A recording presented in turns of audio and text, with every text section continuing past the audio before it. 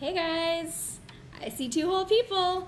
Welcome back to the live LEGO Saturn V build. I am your intrepid builder host, Amy, as you guys know, on Vintage Space, because that's where you're watching this. This is my part 3 of the LEGO Saturn V build. Those of you who've built it or been following along, it's massive, and I also don't have tons of time to do things like build LEGO, but that's happening today, and I think I mentioned this on Twitter and also on my, I'm trying to stay in the awkward framing here, mentioned on Twitter and then Facebook and on my community page. This is going to be the only video for the week. I was at Denver Comic-Con this weekend, I was on a panel, and I'm going to San Francisco for Seeker tomorrow, and I was just in San Francisco with Seeker. I'm exhausted. I'm exhausted, and I'm working on some really neat stuff, really cool stuff. Finally, some things you guys have been asking for, but it's all taking a long time, and I would rather not do a video this week and have it be better than rushing it and then not being super happy with the product, because these are also not only videos, but like massive blogs as well, so apologies guys, this is going to be the only content for this week, but next, after this trip to San Francisco, I'm home. I'm home for like 2 whole weeks, so I'll be able to get to some of the stuff that I've been dying to get to for you guys. Sorry, the travel is just relentless and endless. So, that said, let's get back to building. Okay, and so yeah, you guys kind of know the drill now. I will try to follow along with some of the comments that I see blasting by. No guarantees. I'm trying to look also on Facebook. I'm just going to pull this stuff up on Facebook as well to see if you guys have been asking questions and if there's anything I can help answer. Otherwise, I'm just gonna talk at you on the internet for a while, which should be maybe fun. Who knows? We'll find out. Okay, so we have built basically the bulk of the first stage. This is the first stage of the Saturn V. I'm even wearing my little rocket pendant today. The first stage of the Saturn V, which we all know took Apollo to the moon, clearly it didn't have this hole in it, so I believe that's what we're going to be doing next, but we're almost done with the first stage, and I think today we might get through finishing this and doing the engines. So we'll talk about that while I build, and yeah, so let me pull up my book. I'm sorry, I'm having some issues with the camera angle, so I'm going to tilt that down slightly and move back. Oh, hello to France and from Denmark. This is awesome. It's so rad to me that I've got people from all over the world that follow these things and also just love space. Okay, so we're on bag 5. This has been like 3 hours and I'm only on bag 5. Granted, most people that do this aren't talking to themselves live on the internet. And Pete Conrad will probably be up. Pete Conrad, for those of you who don't know, is my cat. Named for the Apollo 12 commander, Pete Conrad. Actually, it's funny, he was poking at this. I wore my spacesuit in Denver, and he's been pawing at it all day, and I was like, you can't do that, and I realized that I made myself the commander of Apollo on this suit, even though obviously the patch still says Conrad, Bean, and Gordon, and I made title out of it, and I made myself commander of the mission. I know I've never actually showed this thing off, but people ask about it all the time, and then I sewed washers on it for the suit inlay and outlet hoses. Yeah, it's pretty good. It's the sexy female astronaut costume that I bought on Amazon about 6 years ago. The woman who's modeling the small must be about 8 feet tall. I had to hack 8 inches off the bottom of each leg and like nip it in the back. It's like a big bulky thing on me. It's hilarious. Super comfy though. I mean, I'd much rather wear that all day than like a little, outfit or anything. But yeah, so that's my costume. So Pete Conrad, the cat, might be up eventually. He's been nosing around when I'm away a lot. He gets really into like nuzzling mom, which is adorable, but also like, hey, you're kind of in the way all the time. Okay, so let's get started on this. So we're building, I'll put this right here. So we're building the little bits that will fill this in out here. I love step 103. Take a blue block. I love when it does that. It's like, good job. You think so highly of me, Lego. Okay. Oh, this is gonna be, these get so complicated. And we're back to the little hats. So I call these little hats. How much time have I spent on this already? Someone just asked, or I can see the questions popping up. I can't always recognize the handles if I do know you guys, or have seen you guys around, so. I have spent about 3 hours doing this already. again, I talk to myself while I do it for the sake of your entertainment. I hope this is entertaining. And yeah, so it's been a while, but it's getting there. It's getting there. Okay, so we take these and then we put the little hingey bit on it, and then the little hats on it. Okay, we're doing this 4 times, so I'm just gonna do them all at the same time. 1. So Denver, I feel like I should talk about Comic-Con since I was just there and it's kind of in my head. I've never been to a con before. That costume, I have exactly 2 things that I would say could pass as cosplay in my life. One is that costume, and the other is the Atomic Pinup Girl costume, which is basically just a mushroom cloud. It's based on Lee Merlin, who is Miss Atomic Bomb 19. What? Oh, wait, sorry. I have to focus. Who is Miss Atomic Bomb? We did this. Miss Atomic Bomb 1957. And, yeah, they crowned her Miss Atomic Bomb 1957. She was the last of the Atomic Pinup Girls of the era. And, I made myself a little faux mushroom cloud like her thing is, because it's just the weirdest, like, mid-century Americana, like the Vegas Board of Tourism. Come, you know, bring the family, see the lights of the Las Vegas Strip, and stick around for the mushroom clouds. Like, that was normal in the 50s, apparently. So weird. And the Atomic Testing Museum out there is absolutely fascinating. I have to be one of the few people who goes to Vegas and goes to museums.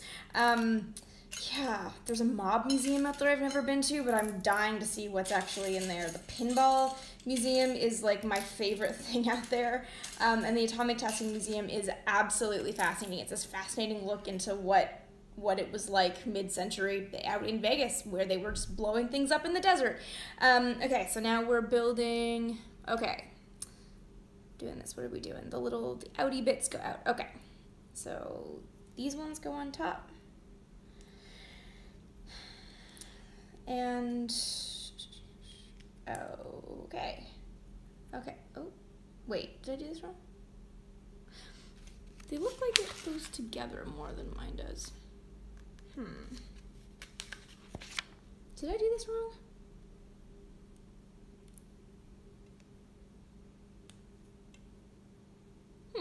I'm confused, sorry.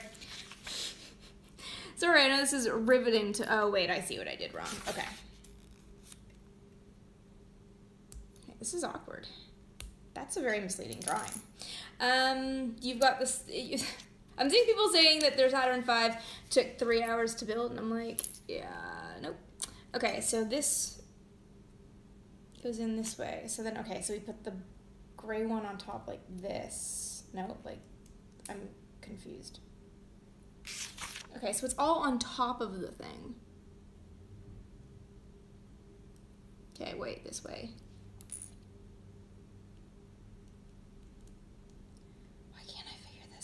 This keeps happening to me. Okay, it looks like this. This goes up top. This looks like it goes on the bottom, but mine's not, therefore not connected. It needs to be like properly connected, right? Okay.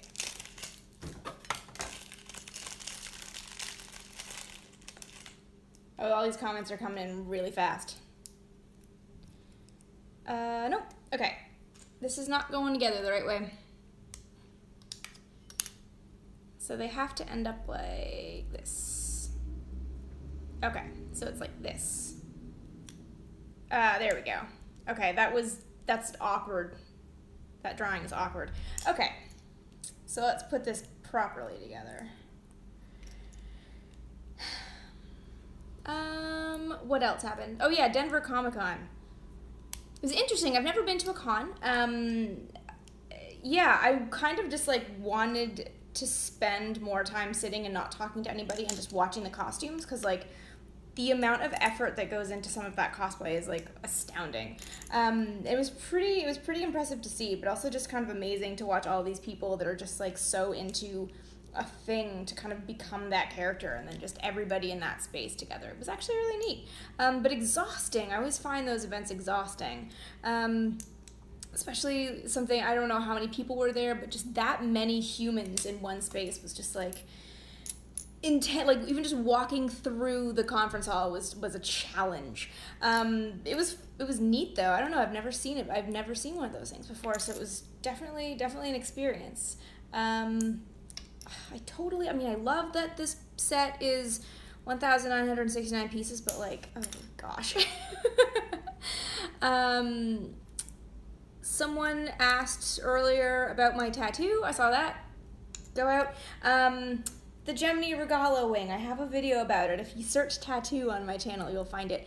It was a defunct landing system that NASA investigated from 1961 to 1965 in an attempt to get away from splashdown landings, which I'll probably talk a little bit more about when I get to the point in this build of building the command service module. Well, more command module because the service module did not come back with the crew. So, yeah.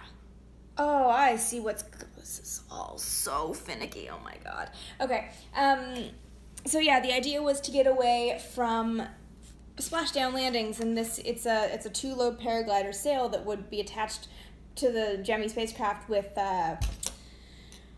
what am I saying? With, wait, what? With cables so that a pilot could land it on a runway as opposed to splashing down passively into the ocean. Because when you think about it, all the pilots of the era were just like ace amazing pilots. So why have them plop down in the ocean and have them recovered like wet rats? The stat that I found out when I was first researching this for my master's thesis that always just kind of astounds me. Wally Schirra on his Mercury flight, his was the second to last Mercury flight. I think it was, I want to say it was 9 orbits if I'm remembering that right. I would honestly have to double check off the top of my head. I'm pretty sure Sigma 7 was 9 orbits. And his whole thing was engineering precision, and he's an ace pilot, right? And how many of these? 4 of these and 1 of these. Okay. Sorry, focusing. I'm here, I'm still here. When he landed, there were 27 ships on hand to recover him from the ocean.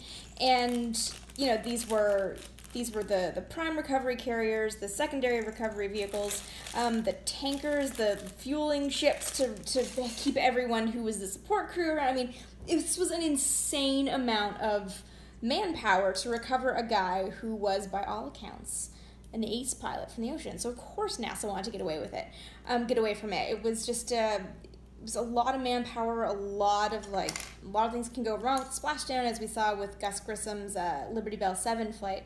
Of course, the hatch opened prematurely and flooded with water, and he nearly drowned. And the footage of that is actually, there was a camera.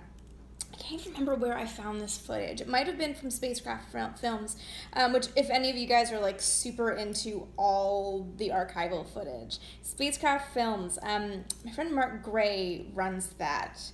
And he does just an absolutely beautiful job of restoring all of these things and putting them all together. I have there's a set for Mercury, for Gemini, and then every Apollo mission has a set. It's all the recovered footage. And I think it might be on one of those discs, that there's footage from a camera that was on the helicopter. Oh, are you serious? So you guys can see the little knobbly bits. Okay, so this has to clip into the knobbly bit here. Okay, I'm gonna try to do this without breaking something. Well, that was a lot easier than I was expecting. Okay, wait, did I do that right, or no, I did that one backwards. Darn. Okay, wait. Yep. There we go. Okay. There. I don't know if the backwardsness matters, but I figure probably does. Okay. 3. Wait, here we go. This is, there we go. Okay. And 1 more. 4. Okay. Huh. Yay. It's like a loose tooth.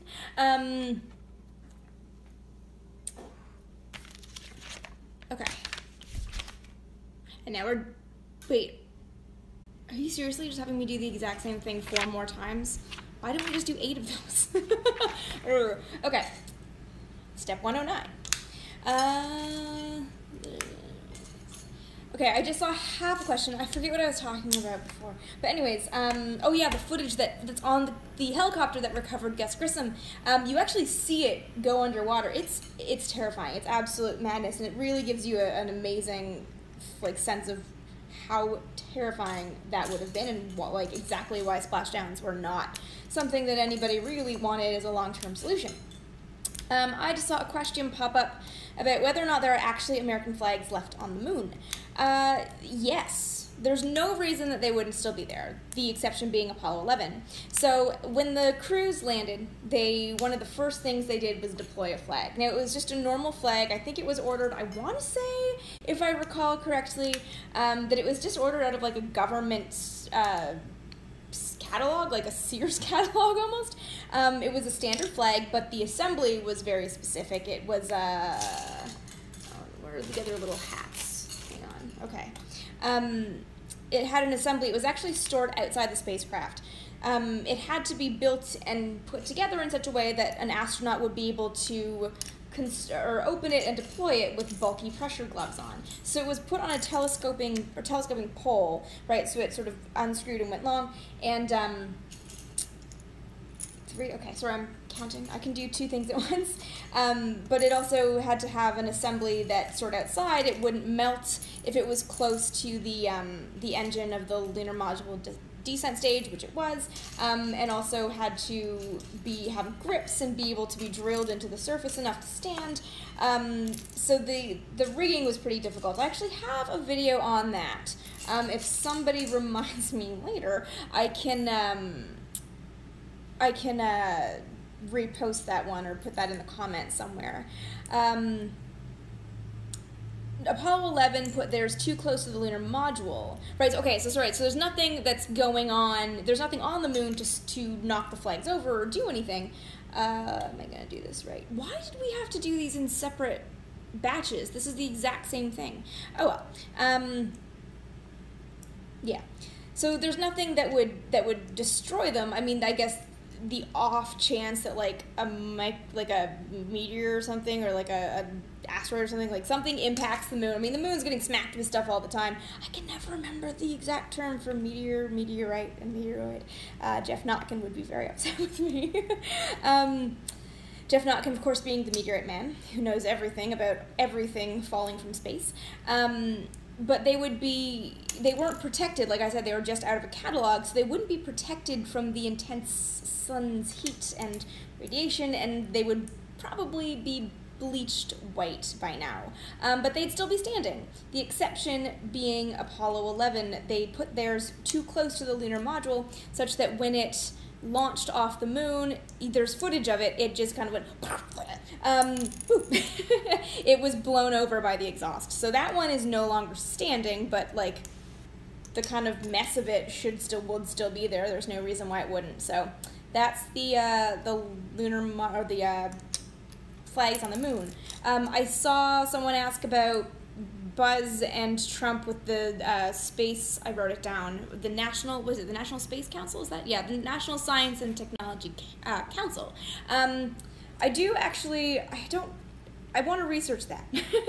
I've definitely heard of it, but it was, again, it's post the era that I focus in, so I don't know too much about the history of this council. I know it was founded ages ago with the idea of helping us go to Mars, so I kind of want to see what its initial kind of incarnation was, what it is now, and I, put together some kind of thoughts on that. I am loving Buzz's face, though.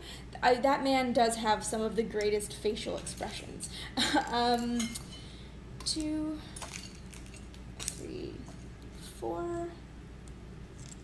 Okay. Goes this way. Oh, there we go. Yeah. Ah, darn it. Okay. Oh my god. Ugh. So, wait, hang on. Okay, 1.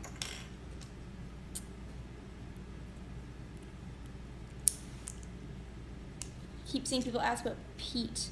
I don't know where Pete is. but he's adorable.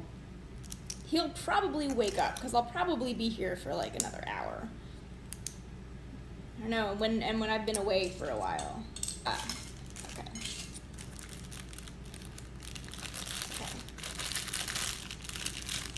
There's a lot of these.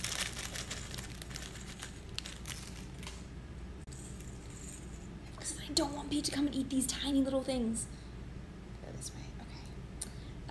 Lots of people talking about Pete. Something in Cyrillic that I can't read. Pete, sorry guys, I keep seeing people ask Pete. Pete is my cat. He is, he's a little cat man. He's named for Pete Conrad, who rode in a Saturn V to the moon in 1969. So yeah, Pete. Eventually he'll probably wake up and come nose and eat things and then sit on the instruction manual so I can't read it, and then bite my foot and then go back to sleep, because that's kind of what he does. I don't know. I realized the other day, I've been telling people that he's 4, and I realized the other day that he's 5. So yeah, my little cat man's all grown up, but not, because he's still a cat. So yeah, that's Pete Conrad. Everybody screams so Pete wakes up. I mean, you could do that, but thankfully I don't. There's no sound. Otherwise, it would be a relentless chatter that would be really hard to talk over for the sake of your entertainment. I hope this is somewhat entertaining, at least a little bit. At least we're like getting somewhere on this rocket now. Gosh. Yeah. And people have asked me a lot if I ever actually met Pete Conrad. I did not. Pete Conrad died of, he was in a motorcycle accident in 1999, and it wasn't actually that bad an accident from what I can recall, but he was in he was somewhere in like, not rural, but like somewhere in Nowheresville in California, and he was just taken to a small county hospital, and nobody, like, he just wasn't given the treatment that he needed at the right time. So, sorry, we're snapping these back into these other little knobbly bits out here. He just wasn't given the right treatment at the time, and he died of complications, but he didn't need to. And that was sort of the worst part was, you know, there was, oh, I did this one backwards. Oh, concern it, I can't get that one out. Ah! I wonder if that matters. Do you think it matters, you guys? Let's see if the orange tool can help. So yeah, but I do remember when Pete Conrad died, it was announced on the news, and I was, 14 or something in Canada, and I remember being very sad.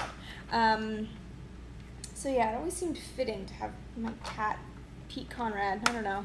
I always loved Pete Conrad. Okay, so our stage is almost complete here. There's only a few little bits of this to fill, and I see where we're going with our remaining pieces here. Okay, so we're building 2 of these. All right.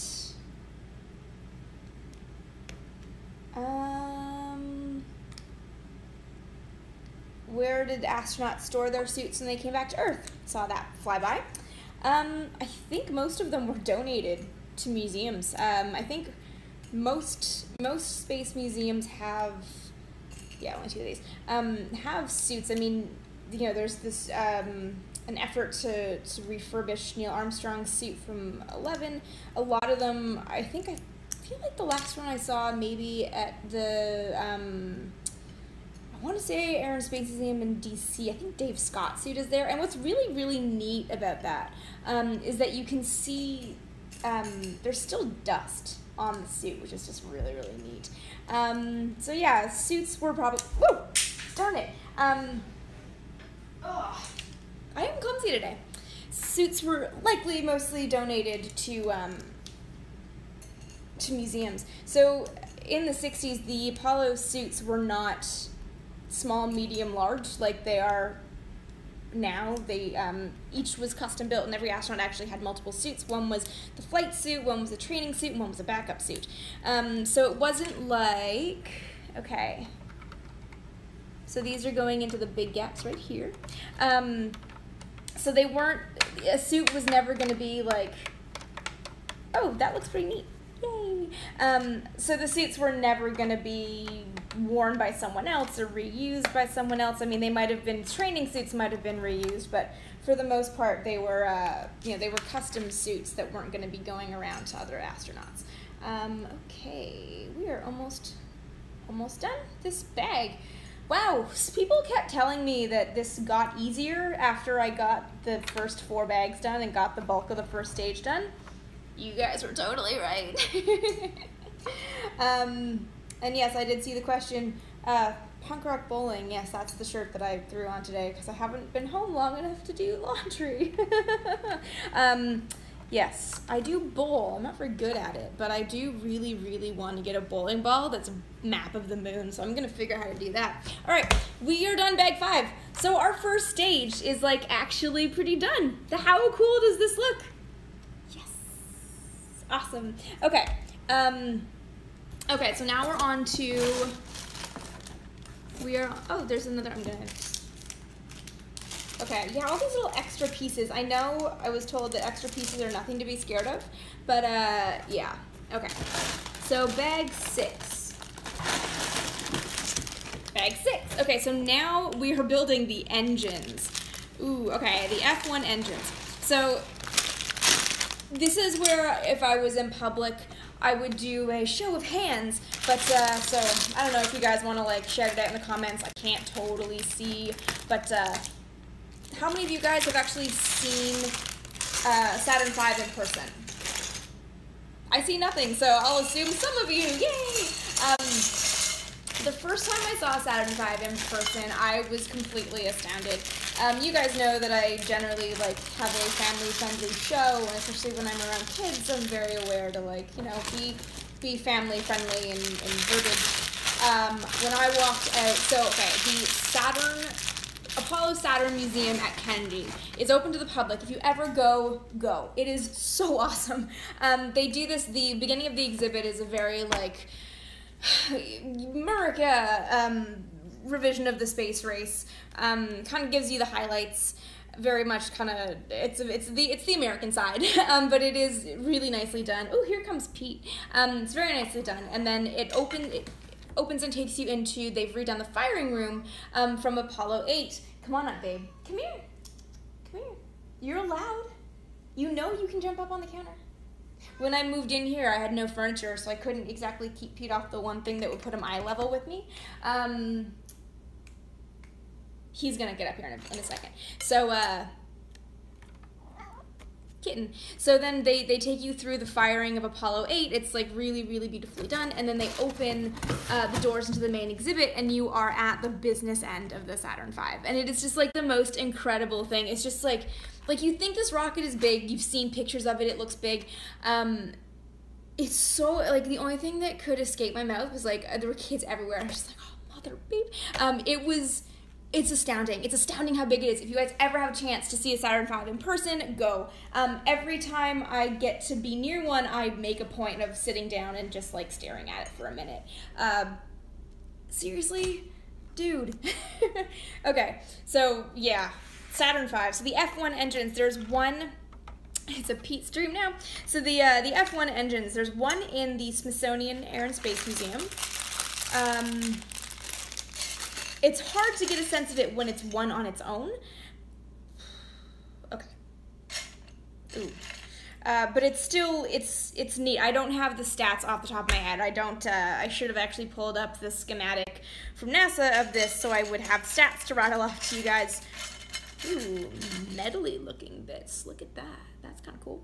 Okay. I keep seeing people saying that yeah, sorry guys, my internet's not the greatest.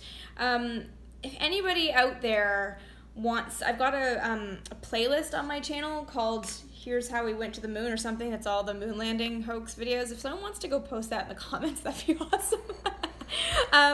Okay, so we're gonna, okay, can you guys see, look, he's just lying down right, how do they know? How do cats know exactly what you're using so that you can't use it?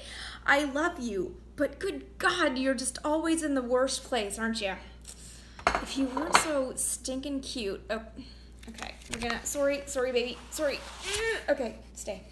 All right. So we're gonna stick these in places. That's what she said. Okay. Oh. Wait. Okay. Oh, it doesn't go in that far. Okay. This is making me nervous. This one's making me nervous. I feel like I'm gonna break something doing this. I don't like having this thing lying down. This is also making me feel like I'm gonna snap a piece off.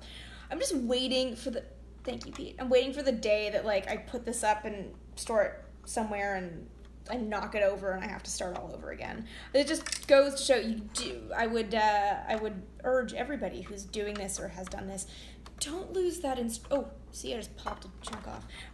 Don't lose the instruction manual just in case.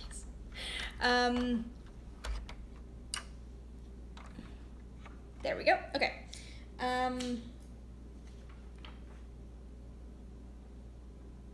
So we need one of these. Wait, there's a lot of round bits. One of these and 4 of these. Okay. Oh, Pete. I mean, if you're gonna be here, can you at least help me sort parts? I keep telling him that he, like, at some point he's got to grow thumbs and get a decent grasp on the English language just to help me out. Like, earn your keep, Pete. You have one job, and that's just sitting here being cute. So. He's pretty good at his one job. I know people are probably yelling at me to separate the pieces. I can't do that because Pete will just eat them. So at least if there's one bowl of them, I can keep him out of the one bowl. If I have to keep him out of like 7, he'll get something. He'll get something and he'll take it and he'll hide it under the fridge and then it'll be gone forever. And then I'll be sad. Pete is 5. Pete is all of 5 years old. I think I mentioned that I do not think of him as being 5 in my head. There he goes. There he goes. In my head, I thought he was 4. I've been thinking he was 4 for a while. Don't eat it. Don't. No. Wait. Don't. Dude. Nope. Okay. Wait. Boop. There we go. Okay. And then these. Okay. Wait. This way. No, no, no. Honey, I need those. I need those.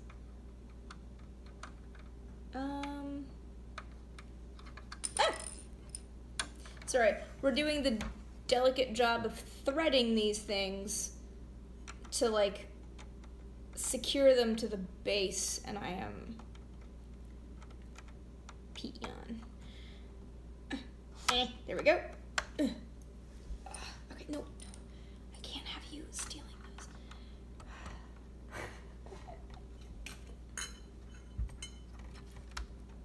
I feel like he's gonna get bored and leave soon. Just don't eat the plastic.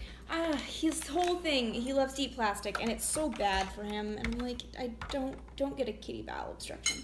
So I spend like a good chunk of every day just moving things like plastic bags and elastic bands. Oop. Wait. Doggone, there we go. Away from him so he doesn't die. Little munchkin. Okay. There we go. Okay. Oh, I did that one backwards. I'm an idiot. Oh, shoot. I did 2 of them backwards.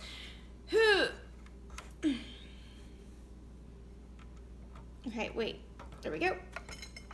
Riveting content, guys. Riveting. At least there's a cat for entertainment value. Wait, hang on. Oh, yeah, this is the one I popped off. Okay. There we go. Blorp. I'm going to jab my eyes out. Oh, damn it. I'm going to jab my eyes out on one of these things. Damn it. Okay. Nope, that's still upside down. Good job, Amy. Okay. There we go. All right. Okay, then we need 2 of the flat bits and 1 of the coney bits. Are there real terms for things like flat bits and coney bits? Oh, those little pieces are gonna be such a pain.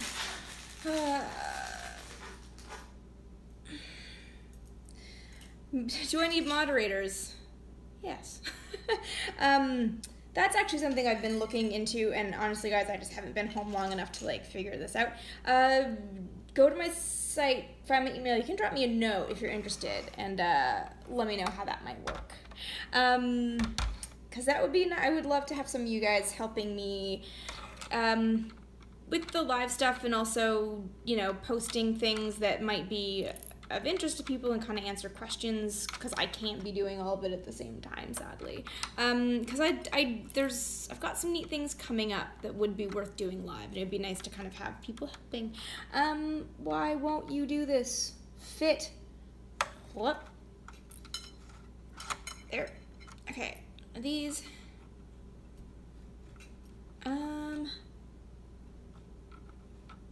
Isn't this riveting? Isn't this riveting? Someone says careful. Wait. Doggone it.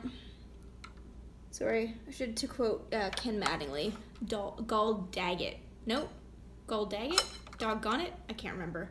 But the cutest cursing of all time, Apollo 16. Okay. So, we just did that. Okay, ooh, now we're getting these ones done. Okay. 1, 2, 3. I'm gonna twist this a little bit. Helper cat.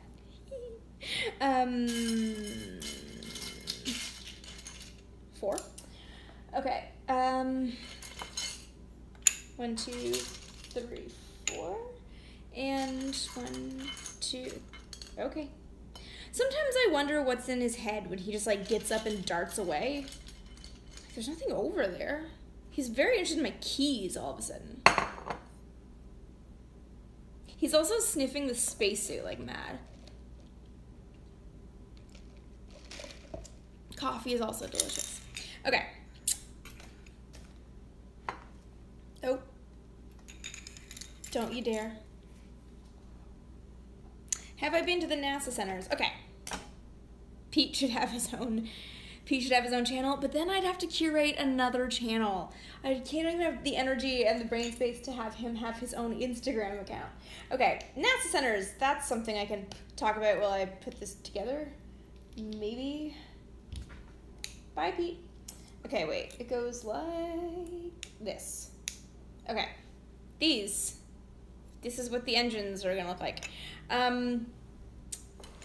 I've been to, there are a lot of NASA centers. There's a lot more than people realize, I think.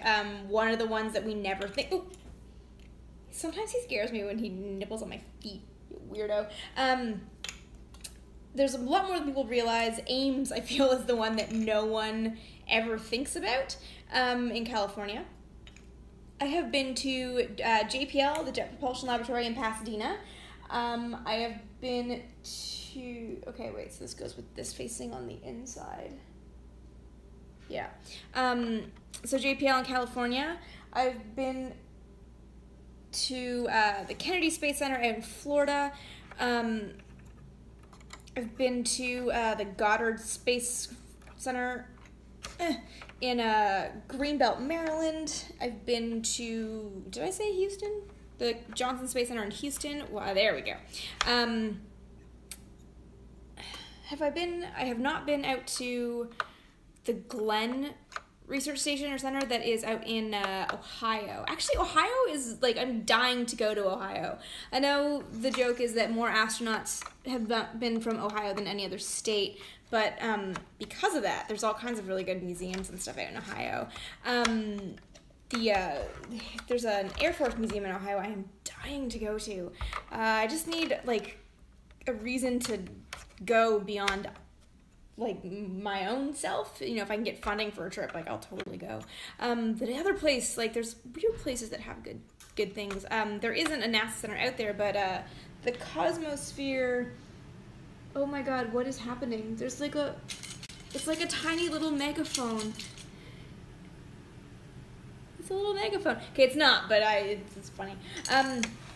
So we're building the F5s. This is happening. This is gonna look so cool from this end. I love this end. It's Saturn V.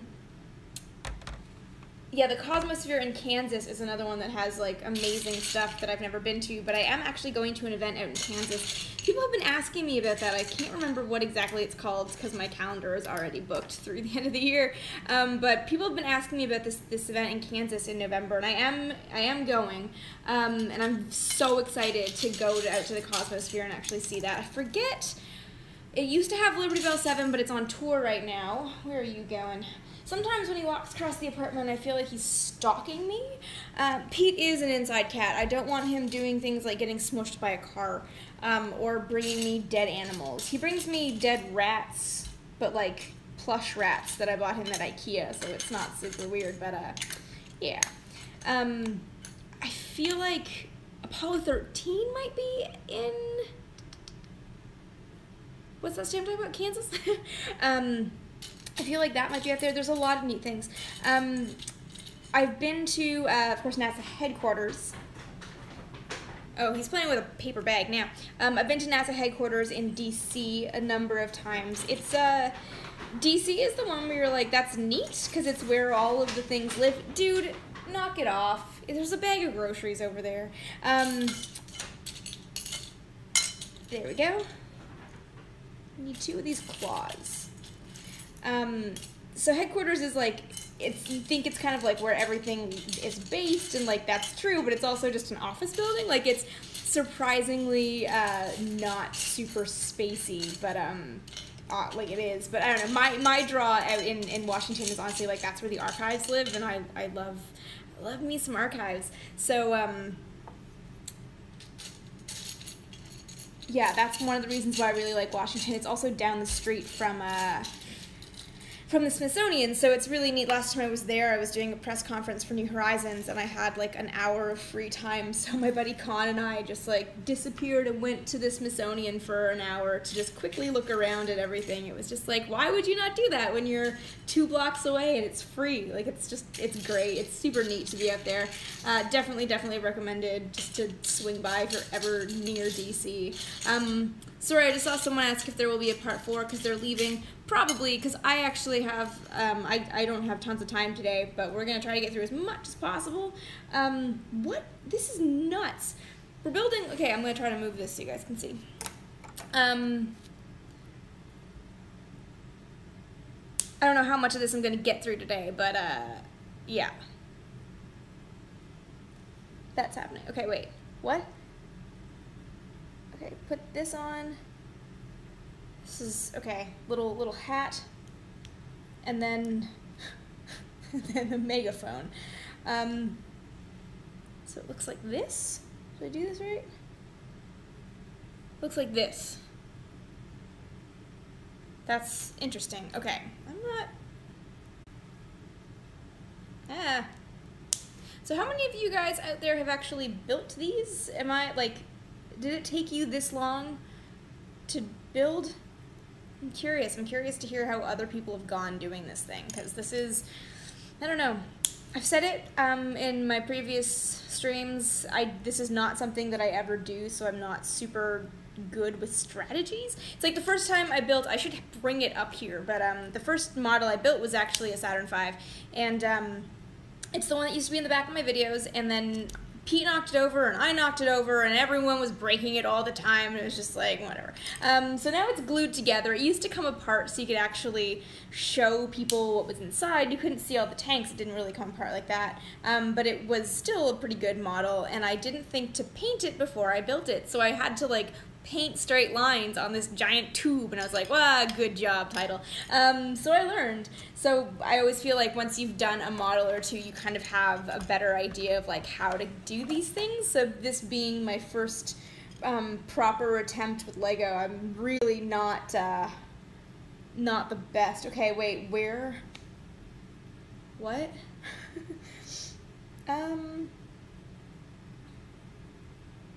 What? Okay.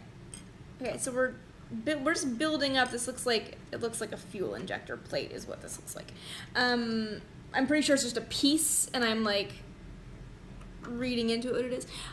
Just trying to make sure I'm putting them on in the correct orientation here. Is that right? No, it's supposed to be more in. Is this right? Wait, does it go? Yeah. Golly. Oh, nope, that's the wrong way.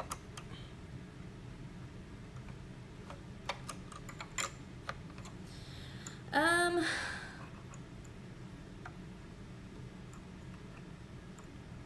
don't know, did I do this one? No, wait, there we go.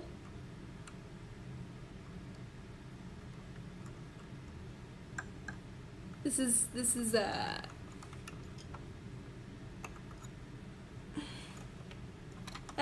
it. Wait, maybe I put, what if I can't cheat it? There we go. Okay. Is anybody, I saw a John Aaron reference. I don't know. Oh, wouldn't it be so great if there was like a little SCE in here? Okay, so talk about inside joke. Sorry, I don't know why I'm having, it's because, okay, it's the direction that my light is so that you can like have relatively decent lighting. I actually can't see what I'm doing right now. Also, Pete's going crazy over there. Oh my god, how late is it in America? I'm sorry, I saw that. Damn it. Okay, wait. Let's cheat slightly and just do it this way. It's 1 o'clock, 1:48 where I am. Lorp. Oh, darn it.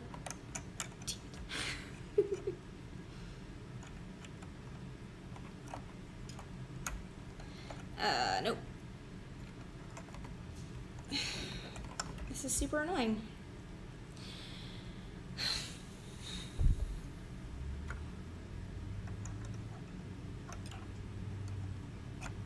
Ah, there, I think. Should I do that one right? Yeah. Okay.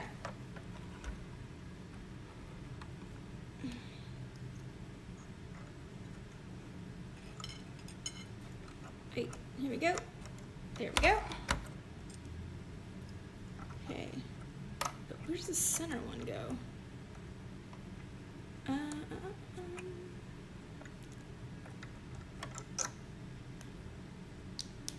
Oh, consarn it.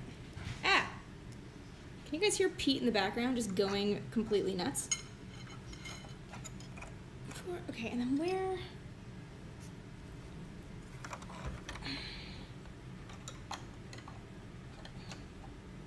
There, okay.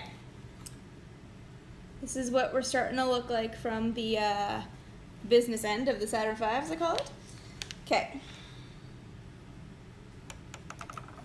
Alright, now we're getting to the like proper engine bells, which are these. Okay, so we take 2, 3, 4, 5.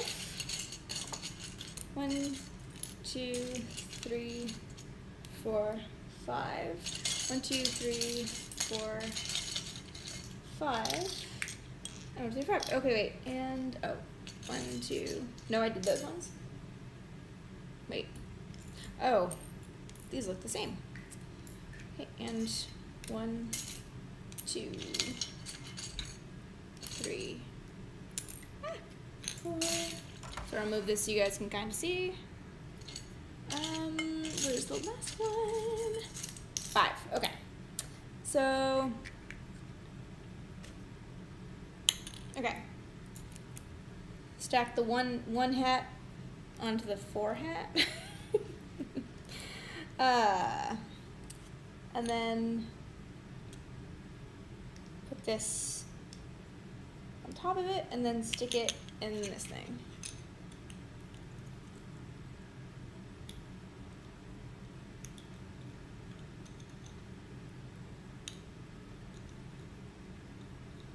Okay. So then it looks like that. So that's gonna be, yeah, okay. So we do that 5 times because there are 5 F1 engines. I feel like I should have done some back reading on the F1 so that I would have more to say than what I know off the top of my head. Because technical details are the things that I'm like, I know the general story, but I can't remember off the top of my head exactly like all the questions that you guys have asked me that I've looked into in the past. Saturn V had 5 F1 engines on the first stage, which is what we are building right now. They generated a combined, I think, was it 1.5 million pounds of thrust, so for 7.5 million pounds of thrust when the Saturn V left the Earth. Ooh, he's tearing around right now. So these F1 engines were, they burned kerosene and liquid oxygen. which is a pretty classic combination for rocketry. They are still the most powerful, largest engines that we have ever seen launching into space. So yeah, things like the Falcon Heavy. Should we put these on? Yeah. So there, we put that on. Things like the Falcon Heavy and the SLS, those are both going to have more power than the Saturn V. But as it stands, Saturn V with its 5 F1 engines are the most powerful ever built.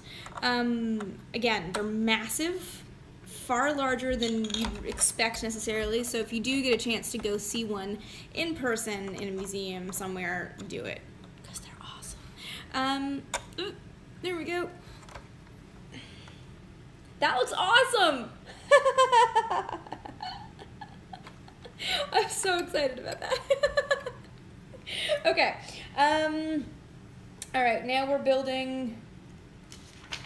I don't know. Okay. Now we're building 1, 2, 3, 4, 5, 6, 7, 8. 1, 2, 3, 4. I'm not totally sure what bit we're building right now. Oh, wait. Oh, we're building like the cover around that goes over the top of the engine.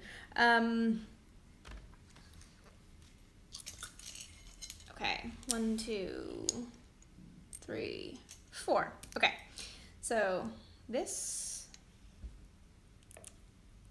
What are you doing, little stalker?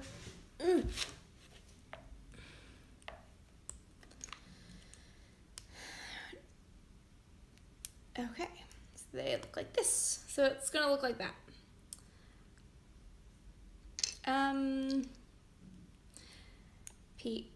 Pete's running around on the floor. He might come back up, guys. Yeah. So what else about the Saturn V? Let me see, I should pull this up because you guys have asked some good questions. I just... Wait, did I do this on the correct side? Yes. Ah! Nope, I did that one backwards. Darn. It's orange tool time. Does this thing have a name? Or is it okay that I just keep calling it the orange tool? Because that's descriptive. Ow! There we go. Okay. So from this side, it goes this way.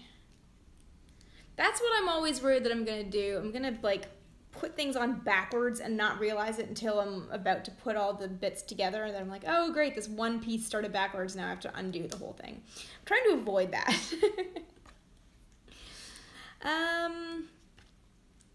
Saturn V. I don't know, what else, guys? It's hard talking to yourself on the internet. Is it a holiday today? Is there no work and no school today? Can someone answer that for me? Because being freelance, I know, I'm sorry guys. That's why I'm wondering if there's no school in today. Seems like there might not be. Being freelance, I don't really think about things. I know tomorrow's the 4th, but I don't really think about how like normal work goes. Like I'm working today and I work every day, so okay, half day, that would make more sense. I kind of forget that like this is the whole thing, that like you don't, it doesn't stop. Wait, what? Oh, okay, so where is this connecting to? What? I did this right. Oh, no. What? Oh. Sorry, that was a lot of talking to myself.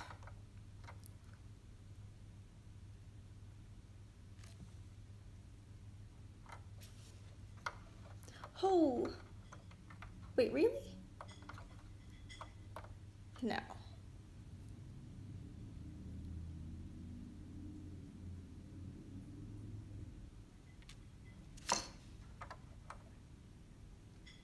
I'm very confused. How in the hell does this one go together? Sorry, I'm like struggling right now. Why? This is so not clear to me right now. It says this.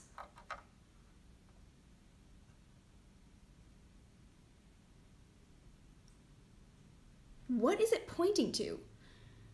Guys, I'm on step 126. Does anyone have any tips? Oh my god. Had it right. It's on the white bit, but there's no attachment to the white bit. Or is it? Oh, I get it. All right. Oh my god. That was not the most obvious. Ah! Clicking means you did it right. I think that's right. Does that look right, guys? Yeah. What?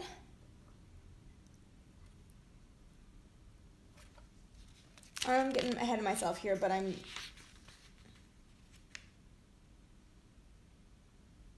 No.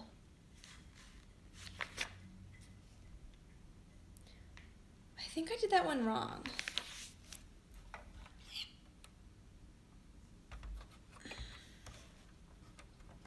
Oh, I get it. Okay. No, I did it right. I'm gonna get her. Sorry, guys. That took me a second.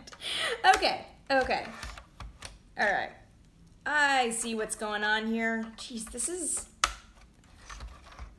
so...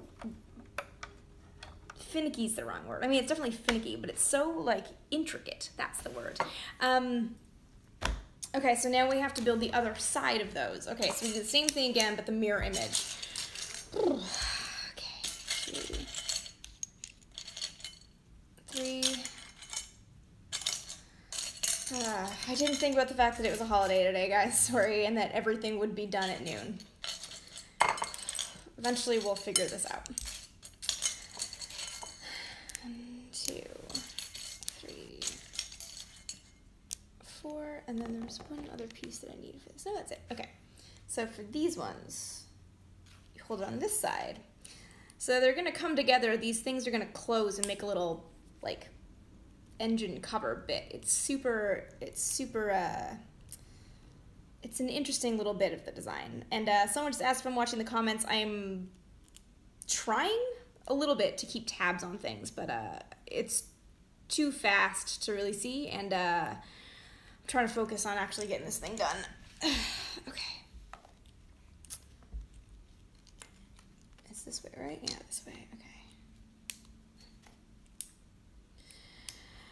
See, times like this, I don't know what the copyright thing is if I can have music on in the background, but this is when I would like to have music on in the background. Okay.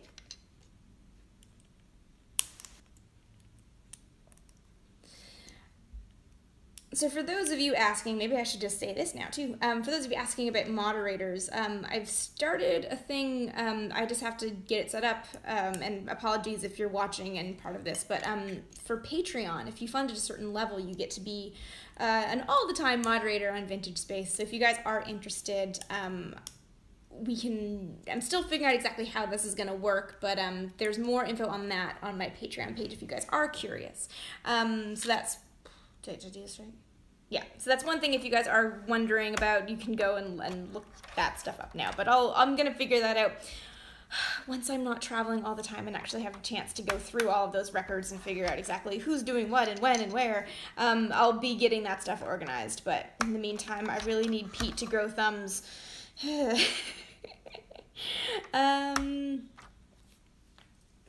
so some of you guys are asking to see the instructions.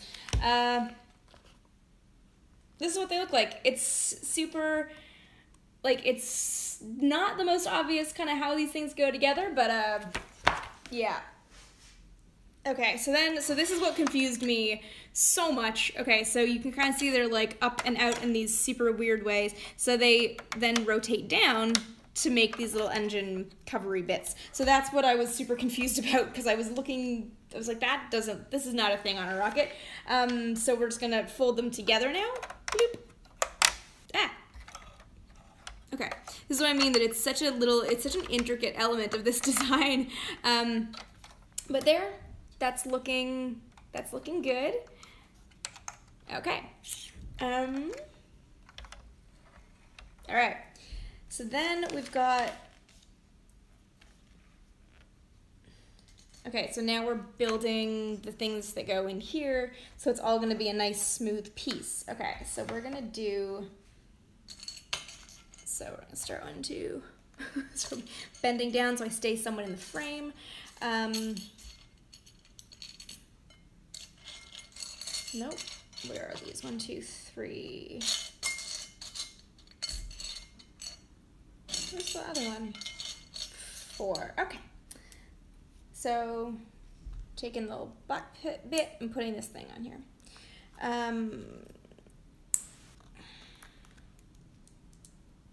3, 4, and then we're gonna stick white ones on. Yep. Okay, so they're looking like this.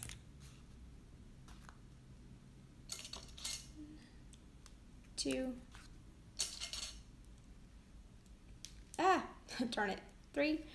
And the last one, 4. Okay. And now,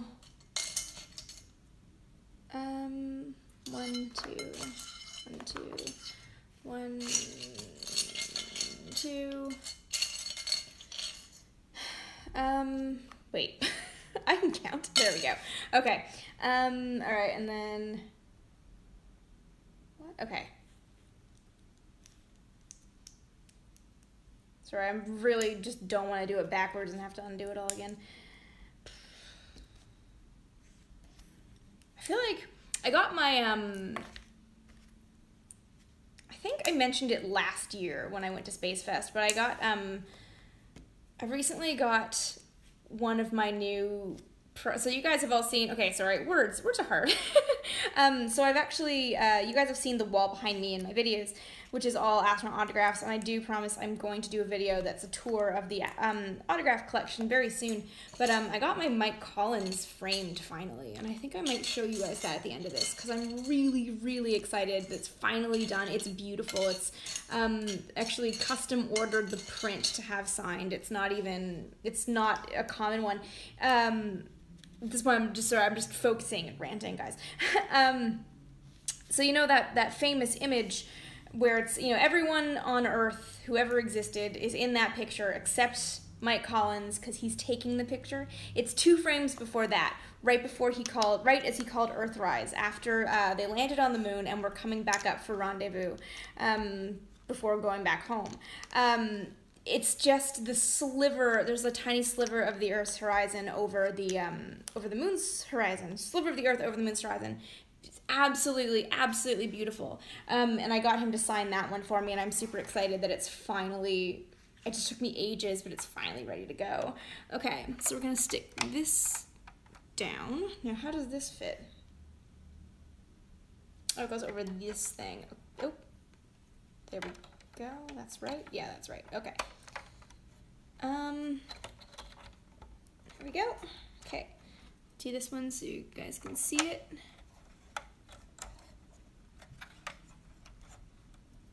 The Voyager computers. Specific question about the Voyager computers, or just like Voyager computers? I don't totally know. Like basic overall things about the Voyager computers off the top of my head. But if you guys have a question about that stuff, leave that in the comments, or leave it, yeah, I don't know the comments here. I don't think the chat questions actually all populate afterwards. But if you do want to leave those, that's something that I can definitely look up afterwards. Oh, these fins are awkwardly tiny. Are they that small? Huh. Sorry, I'm comparing it to my other model. Huh. Weird. Sorry, I'm looking at my other model. I guess my other model is on the launch platform, so it looks, I don't know. This seems odd. Okay. Oh, I don't want to put the fins on yet. Okay, we're just gonna pop it upright so that I don't break the fins off. The fins are tiny. They're way bigger than this. They gotta be bigger than this. Okay, so 4 fins. I know, I've seen a lot of comments about the fins of all things, actually. Is it 2 o'clock? Okay. 3, 4. Okay, and then the last little bit is just filling in these spaces. So we're gonna do that real quick. So 4 of these blocks, and then just the round pieces, just fill it out. 2, 3.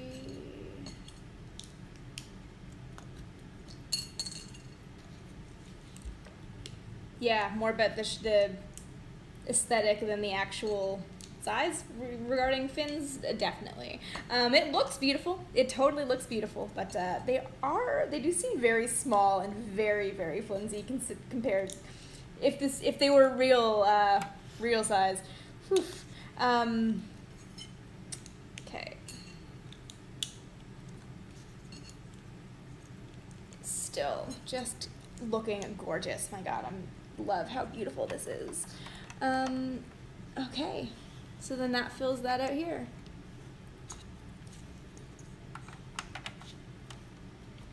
This is awesome. This looks so good. Okay, and that is our first stage done. That's awesome. Look how beautiful that looks. Put it sideways so you can kind of see the whole thing, how it's all come together. I love this. I love the detail of having the orange bit over this so that it looks just like striking, even though when you see it, obviously it's not just like on fire all the time. So yeah, that's pretty fun. We're gonna do one more bag, because I don't actually want to do this build in like 48 million parts. I'd like to keep it maybe 4 or 5. So we're gonna start on bag 7, which is starting the second stage. Holy crap, this was like 5 hours, but also talking. Okay, so what did I say? Bag 7, bag 12. There's 12 bags in here. I'm trying not to leave, there's bag 7. I'm trying not to leave all the trash out for Pete's sake. Like literally for Pete's sake, because I don't want him to die. So bag 7 is going to be the innards of the second stage of the Saturn V. Okay, so the second stage of the Saturn V has the most interesting story. It was actually the last part. Sorry, loud.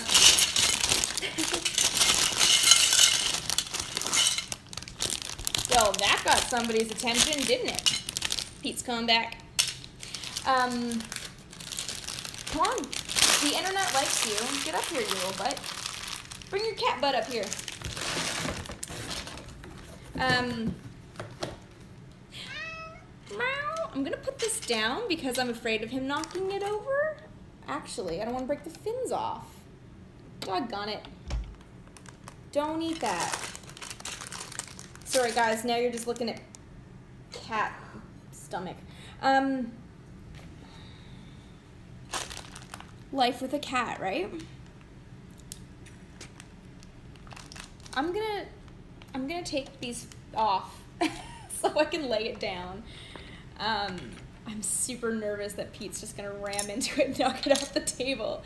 Okay, the Saturn V second stage. I think it was the last piece of the rocket that was the last piece of the contract that was let, and it's super interesting because it was built by none of that. See, I knew he'd go right out of here. It was built by North American Aviation, which had built had already won the contract for the command service module, which it got that contract before the mission mode was ever decided. So North American was building the command service module before NASA knew it was doing Lunar Orbit Rendezvous, which in itself is just an insane story. It's why there's a block 1 and block 2. I've got a long blog post about that one that I do want to do for you guys. Okay, so I put this together. then it put in the bid to build the second stage, which sort of seems like you're already building the spacecraft. Why do you also want to build a part of the rocket? So it eventually won the bid for the second stage, but by then Boeing was already building the first stage, which is what we just finished, and McDonnell Douglas, which built the Mercury and Gemini spacecraft, was already building the third stage. So North America comes in, I don't remember the date off the top of my head, but fairly late in the game, to start building the second stage. And by then, right, weight is a premium when you're doing something with a big rocket or landing on the moon, because the more weight you have, the more mass you have to get off the ground, the more fuel you need, the heavier your fuel, the more you need to get off the ground, and eventually you can't leave. So North American was stuck, this is actually super interesting, it was stuck trying to keep the weight of that stage so low down that it actually had to come up with this design called a dual bulkhead. And this is actually so cool, and I really want to dig into it. I actually met a guy at Space Fest last year who worked on the dual bulkhead, and I really want to dig into it, and I know his family. I have no time to tell his story, but his name is Chuck, and he is 89, and he's lovely. Gotta open these. So the dual bulkhead means that, so usually when you have two tanks, you have your liquid oxygen, and in the first stage you have your liquid oxygen and your kerosene, and they're in two separate tanks, and there is space between them because they're at different temperatures, right? And what you don't want is your super cold cryogenic liquid oxygen coming into contact when it isn't supposed to with your kerosene, because that can't end well. So the second stage, if I'm recalling correctly, which I believe I am, burned a mix of liquid oxygen and liquid hydrogen, both cryogenic, but they had to be stored at different temperatures. So having a dual bulkhead meant that they had a shared wall between those two tanks, which is incredibly difficult because you have to keep these two things at a different temperature, but they're sharing a wall. So that actually became one of the biggest engineering challenges of building the second stage. And I can already tell you guys, based on what it looks like in here, they sort of have, like, this would be the proxy dual bulkhead, but not the same way. It's also super interesting because it's shaped kind of like this, like it's a half dome. So pressure is down from one side on the top of a dome as opposed to the bottom, which is your much more like secure shape. Super interesting story, the dual bulkhead of the second stage, and one that I eventually, again, remember how I mentioned that you guys, I was working on all these massive things? That's one of the massive things I'm trying to get my head around and actually like get to working on and writing for you guys. So eventually it'll happen, but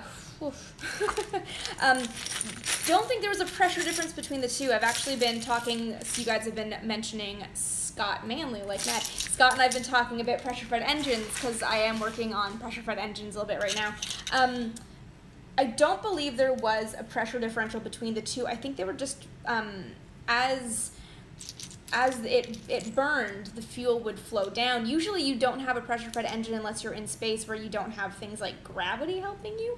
So a pressure-fed engine is usually in space when you have ullage motors, so okay, if you think about it, so we're stopping building and we're talking about fuel now, and this is so out of context, but if you have a fuel tank and there's fuel in it but you're in zero gravity, it's just going to kind of pool together in the middle, and you need it to be against the pipes to actually get into the combustion engine to start building, right? So you have what are called ullage motors, and what they do is they just kind of kick the spacecraft a little bit so that you're here and that will just enough force to push the fuel towards the end.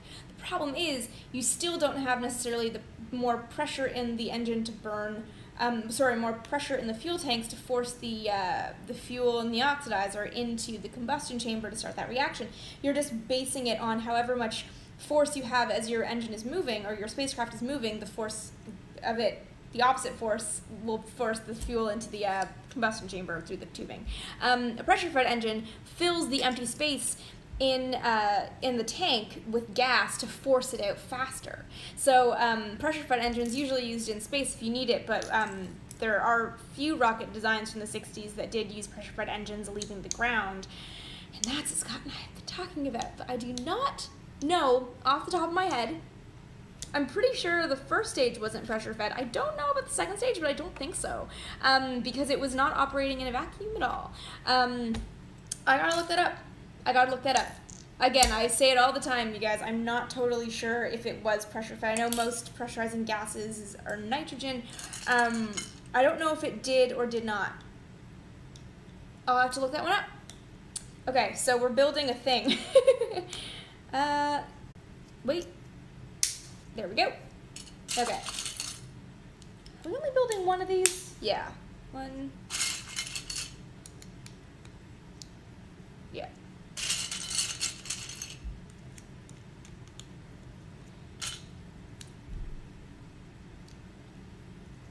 There we go. 3. Here, and the last one over here. Okay. So it looks like this, and then we take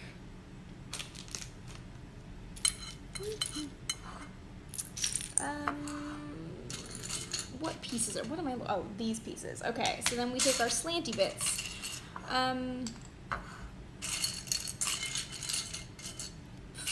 So remove the bowl so you can actually kind of see the table.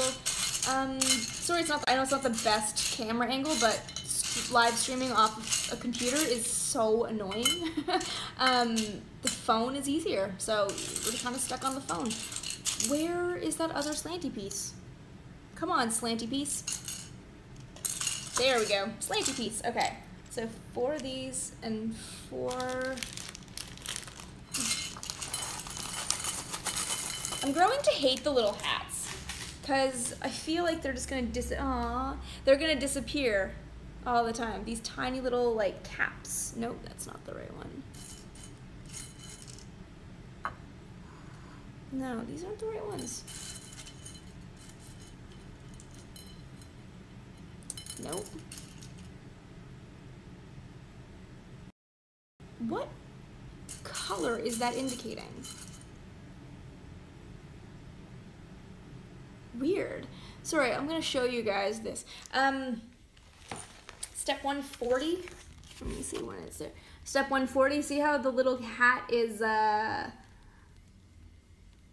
it looks like it's sparkling? I am not totally sure what that's supposed to be. I don't know if it's supposed to be this one or this one, but this one doesn't have the little uppy bit on it. So I think it's gonna be these ones. Seeing people talk about signed books, I could do a book giveaway. I haven't done a book giveaway in a really long time, actually. And I do have books, finally. It takes forever to get them. I could do a book giveaway. Would you guys want books? Yeah, I could probably make that happen. I mean, I can, because, like, I can do that. The gold ones. So is this gold? Someone's saying transparent red, but it looks like it has to do the, it looks like it needs the one that has, like, the little uppy bit on it. Some people are saying yes. Sparkle means it's clear, but the clear ones don't have the cap on them. Unless I'm missing ones. The only clear ones are flat on top, so I don't think that can be it. And there's only 4 of them. Let me jump ahead and see what the flat ones look like. Huh. Yeah. It says that again, but mine aren't clear. I don't know. Nope, they come in later. And they're, look, this is, yeah, the gold ones. Okay, thank you. All right. Ooh, we're good. Okay, so we're putting this together. Wait, no, these are the wrong ones. Wait, what? Oh, come on. There are different shaped slanty bits? Really? So, I'm looking for slanty bits like this, but that have like knobbly bits on the sides like this one. I'm looking for a combination of this.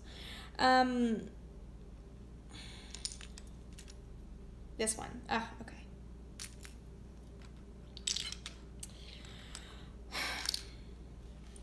I could do another giveaway of signed books. I'll have to come up with some good trivia, though.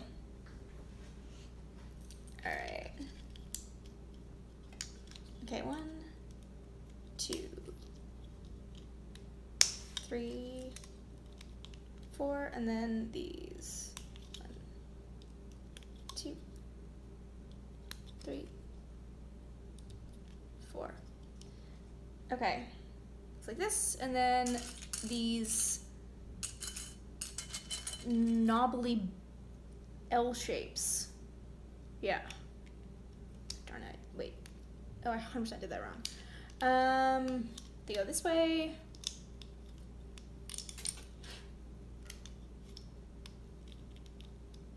Yeah, okay. Okay, and then these go on top.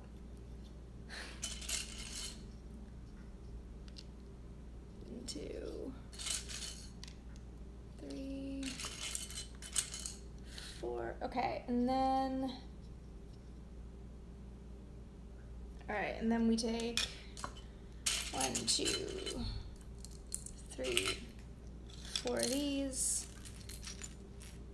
4 of these, and is it these ones? Yeah, 4 of these. 1, 2, 3, 4. Okay, and then we're gonna build little things. To put on this. Okay. So like this, like, come on.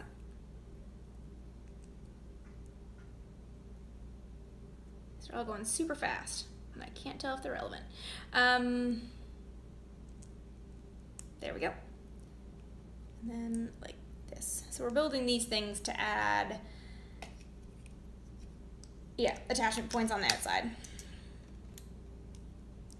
And a lot of this is, you know, to get the piece count up, I'm pretty sure. Oop. Golly.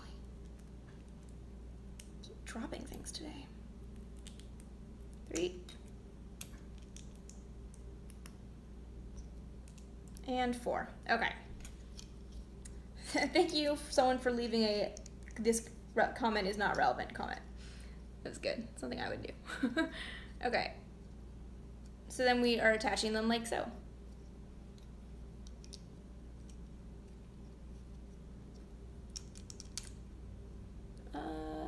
Yes.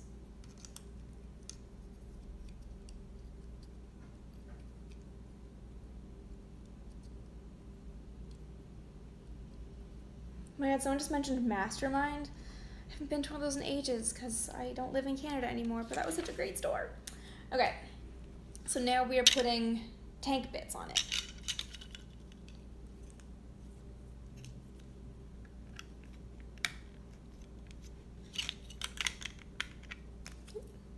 There's cat hair on everything. This is the problem with Pete. He just like pops up onto a thing and just has to shed everywhere. Oh, this is gonna be another like, I get the sense this is gonna be like the frustration of like the final stages of the first stage before it got like enough structural integrity to not fall apart. Of it just being like delicate and falling aparty until it has enough bits on the outside to make it strong. This is gonna be another. Okay, so we did that, and then we're back to these, one of these, yeah, and then 2 of these. Okay, and we're gonna put this crossways here.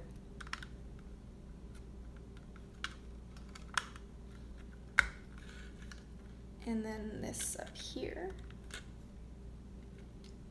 Okay, and then we're taking 2 of these white benches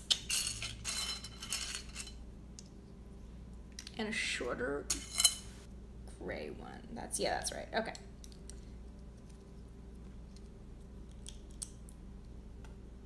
Did I do that right? There. Okay. Tank. Yay, tank. Okay. And now more of these. So a lot of this is just building like the little attachment points for other pieces, which makes sense. So putting these together again.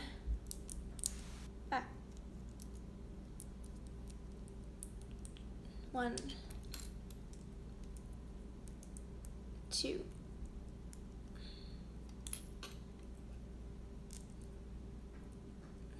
3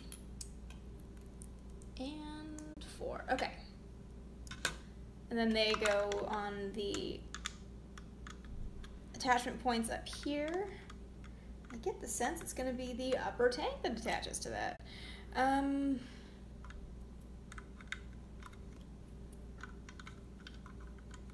Okay, so it's starting to look a little bit more like a thing. All right. Okay, and then we take the other ones of this. So yeah, so this is what I was talking about, sort of with the dual bulkhead. It's one attach. See, this is where I wish I could have. Pete is sleeping on the couch. Pete gave up. He's zonked. So whether it is by design or to try to stay more or less historically accurate, again, remember guys, I wanted to try to leave one of these panels off to show the inside, but you can kind of see after building the first stage of the first tank in the second, oh my god, first tank in the first stage, we did this like thing in the middle to separate the two tanks.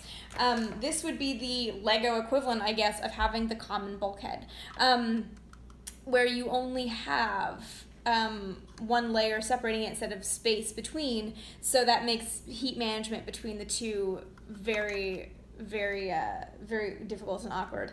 Someone said where the rest of it is because it was bigger. Yeah, so this is what confused me when I started. Right? So you're gonna build up with the outer stuff. You're gonna build up with the black and white bits for the actual sort of the stuff that we see on top of this, because you've got all the attachment points. So that's why it's, I don't know, it's like deceptively tiny. Okay, so we're gonna keep putting these tanks up here. So tank walls right there. So 1, 2, there we go. Oh, 3 and 4. Okay. And then it's going to be another one of these across the top here for stability. And then, ooh, different kind of knobbly bit. Okay, and then 2 of these little benches. These are benches. 2 of these. Yeah, 1 of these, 1 of these, and 2 of these. These are the different knobbly bits. That's what I was talking about. So you take this. Okay, so these on either end. Wait, nope. This here.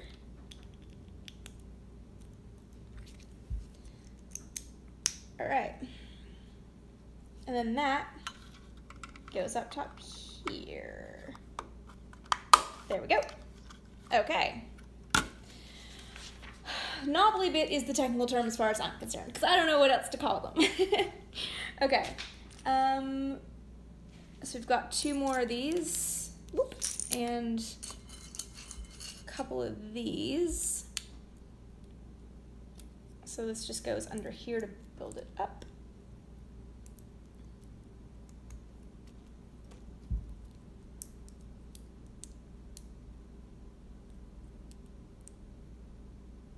There we go. Okay.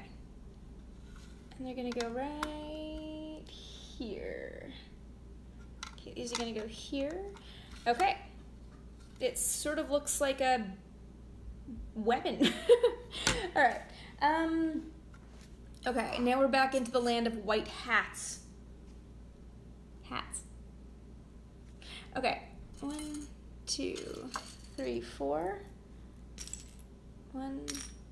Start with that. 1, 2, 3, 4. 1, 2, 3, 4. Okay. I just threw that at myself. That was pretty good. Okay, so this, and this. Okay, so we're building up these little things.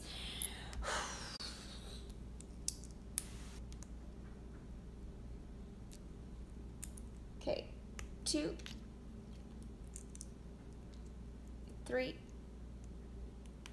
and and 4. Okay. Okay, and then we're gonna put these over here.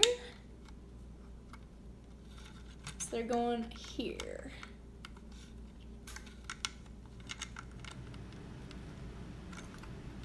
At least, oh, maybe this is only one. No, this has to be the only tank. Yeah, okay. All right. So we're taking 3 of these, 3 of the long bits. Okay.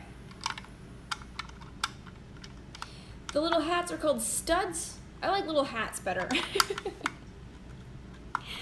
Okay.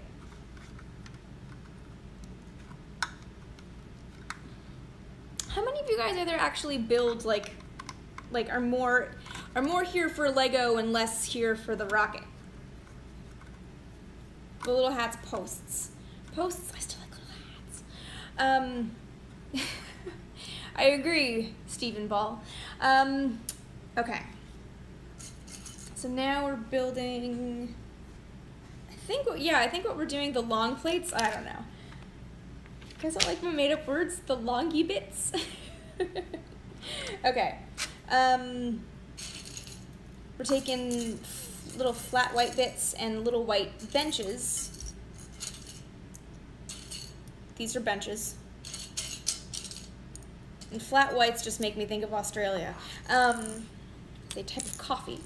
Okay. And one of these.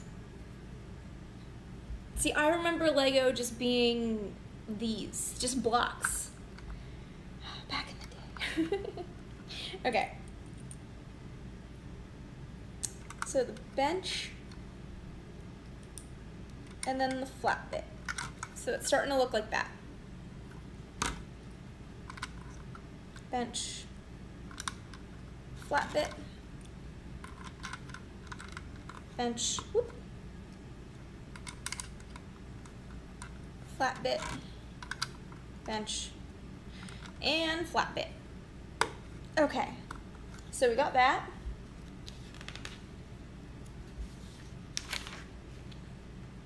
I love that there is a step. Step 154. Put this here. Did it. Okay. So now, oh, why do they make this? Look at how like complicated this bit is. Like, does it have to look like a mini robot inside the Lego contraption? All right. So let's do this. 1, 2, 3, 4. 1, 2, 3. Oop, these are stuck together. 3, 4, 5, 6, 7, 8. Sorry, I gotta focus on this one, so I'm just gonna narrate this bit. That was my elbow that just popped. 1, 2, 3, 4. Hooks. Hooks. See? I'm not crazy. 1, 2, 3.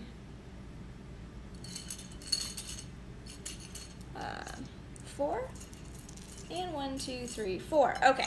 This is like building little mini Frankensteins or something. Okay, so this, the red hook on one side and the yellow hook on the other side. 2 hats. Oh my god. 2 hats and a knobbly cube. And a knobbly cube. Okay, so that's what that is. The original design was 1,973 pieces. That's really funny. So we're doing 4 of those. Okay. So Red Hook. I went to Red Hook once, New York. It took me 26 hours to get there. My cousin got married out there. It was very pretty, but it took me 26 hours to get to Red Hook. That was the most intense traveled, like, single travel day. I think one of the most intense. I once went to Australia. I'd started in France, I think. I want to say I was in France. I stopped for like a day in Toronto and then did Vancouver, Honolulu, Sydney, and it was just like, whew. That is a long time to be sitting in an airplane. yeah, that was a little bit insane, that schedule, but got to go to Sydney. Okay. Two hats. Two hats, okay.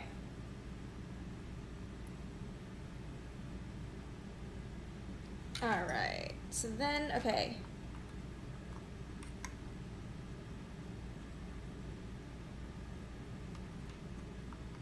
Okay, so they attach onto those pokey bits. Australia may as well be another planet in terms of time travel. It's, I've been out there twice. I love it. It is intense getting out there. Starting in LA, I was in Australia for National Science Week last year. I was one of the international speakers. It was me and Brian Cox, and I was just like, that's kind of awesome. I was in Melbourne. Oh my god, I spent a week after that trip in Melbourne, and I just fell in love with it. Melbourne was awesome. I got an Airbnb right on like I want to say, if I'm remembering my map correctly, the northeast corner of the CBD. It was awesome. I did not ever also have to drive on the opposite side of the road, because that would have been terrifying to me. I went out actually, and I gotta do a video about this too. I know it's been like over a year, it's so bad, but I went out to Tidbinbilla, which is the actual name of the Canberra tracking station, and because all NASA sites are also nature preserves, I will move this so you guys can see that I'm putting little white hats on little black posts. Out in it's a nature preserve, so you're driving up, and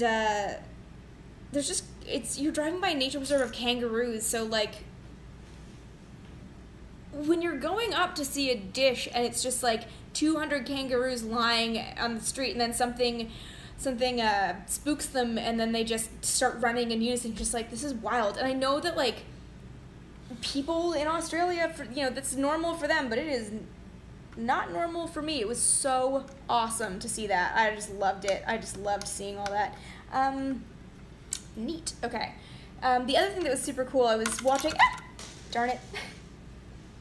Okay, film, sure.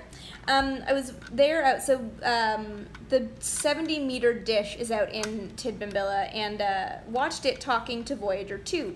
So not only is that really, really cool, turn around and there's just sheep grazing. So you're just like watching sheep graze, and then watching the 70-meter dish move and talk to Voyager 2. You're just like, this is the coolest thing in the world. It's just so neat out there. I don't know. I love that stuff. So I did take video of it. I gotta do some. I hate these ones, are hard to. Is this in the right space? Yes. Pete is zonked over there. Okay. Flat bit. I want to make sure, after my issues with the first stage, I want to make sure this is like really and truly down. Okay.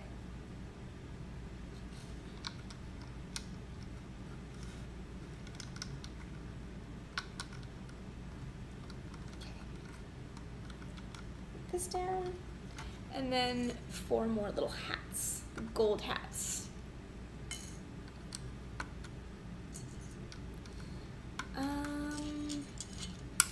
Oh no! Oh, darn it. Okay. That's a problem. Okay, I gotta go get that. Oh. Oh, I have no idea where that went. Isn't this riveting? Oh, wait. I'm amazed. Okay. Alright.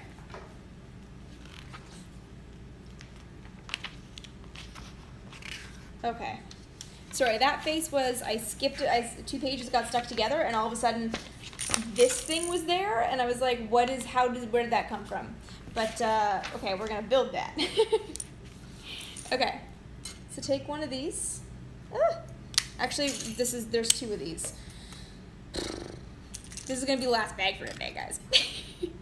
I know I don't have very good internet, I'm really sorry. And this is like the highest, but I can't, like, I know, I can't get it any better.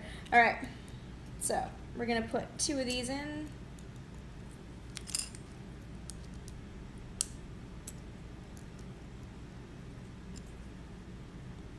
Doing this, okay, and then we've got Yeah, the big gray bench.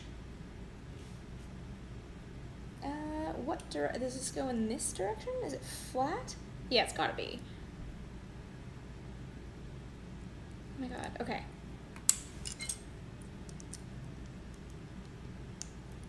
Are you guys saying that I apologize like a Canadian? True. Being Canadian, I definitely do apologize like a Canadian.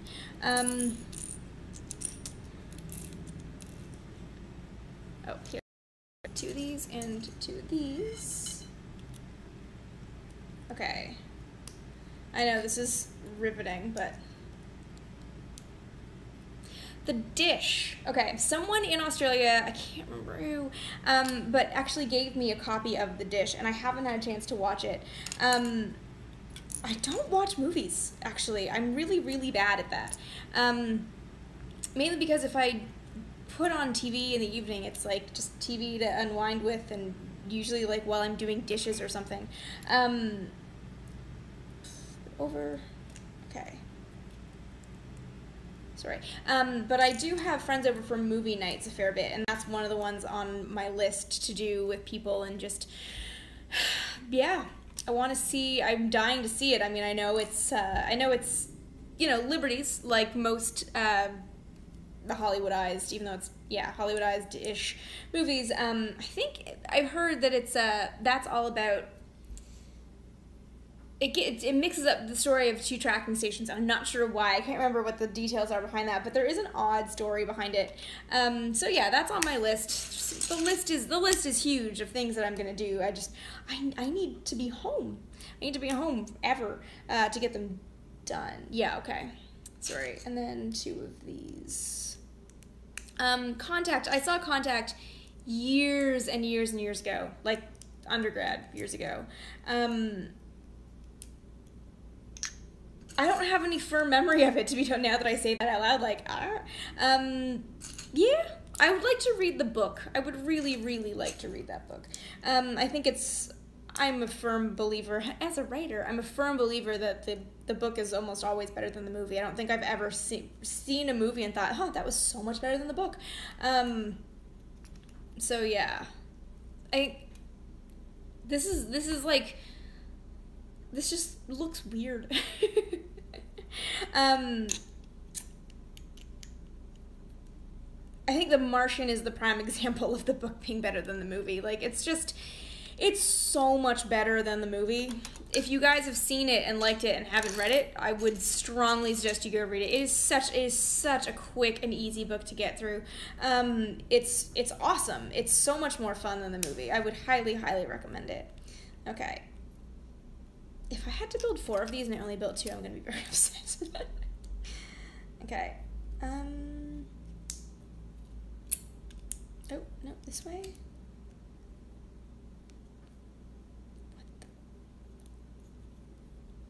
Okay, and then okay, jeez. Could you make this more complicated? Wait, oh, wait. Orientation on these things, you have to be careful, otherwise they won't snap. There we go, okay. So it needs to be like this, and then like this, okay. There we go.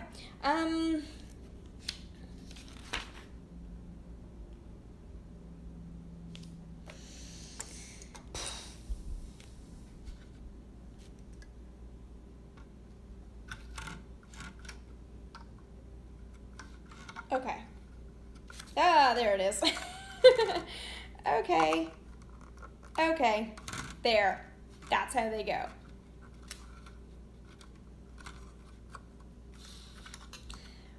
Very, very hard to see how this looks like it's, oh, both of them need it, don't they? Oh. I saw that. Whoever said that both sides need plates, thank you. I missed that one. I would have figured that out eventually, but yeah. Okay, that makes a lot more sense. Okay, there we go. Looks like that. Okay, flat white bits. Alright, so that's gonna connect these two. I'm currently making, this is the top of the second stage. Wait, what? I thought they were supposed to be aligned. No, I think this is right.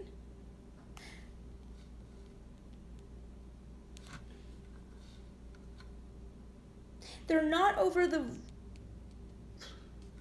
Wait, did I get these backwards?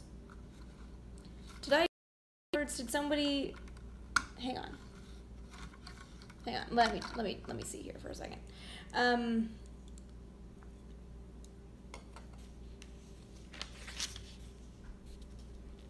Did I put the blue bits on the wrong side? Oh. No, that's right. Yeah, they go opposite this.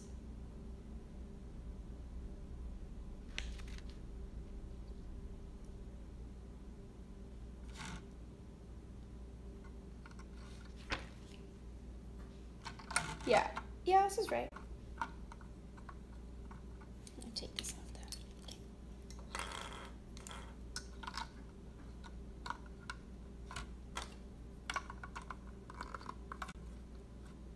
Okay.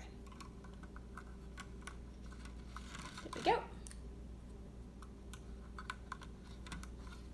There we go. All right.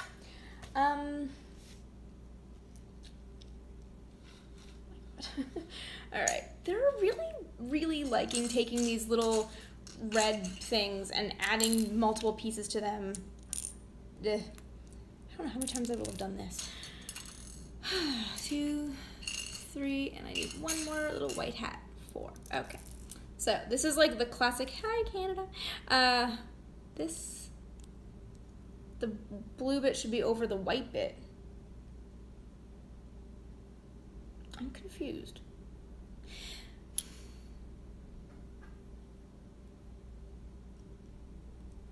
I still can't tell if I did that one backwards or not. I can't tell if if that plate needs to be switched around or not.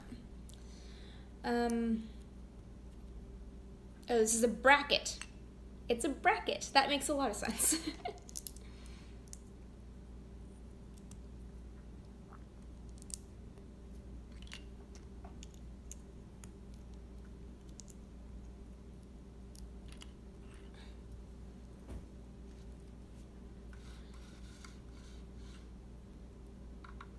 Okay, and then they go up on these posts. They have to. But it looks like they're sitting flush with it.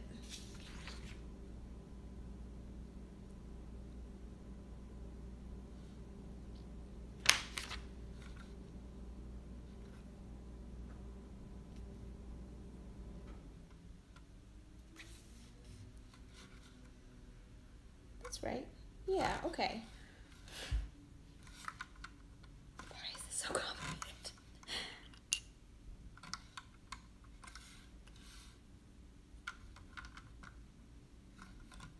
Pete's sleeping on the couch.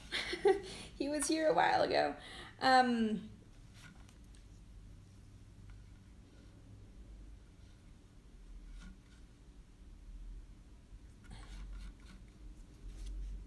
Okay.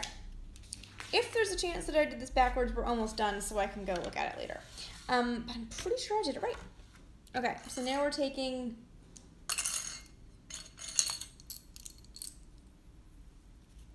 the gold benches / brackets.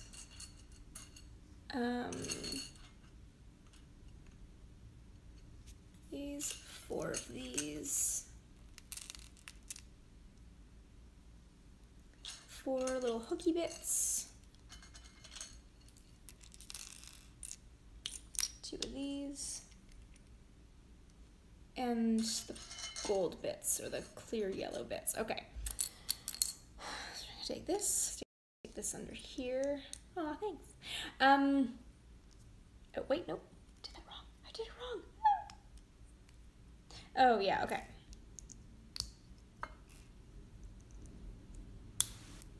This, like this,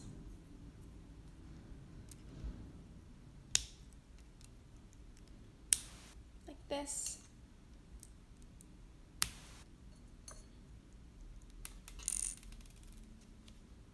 caught it. Okay, there. 2 of these.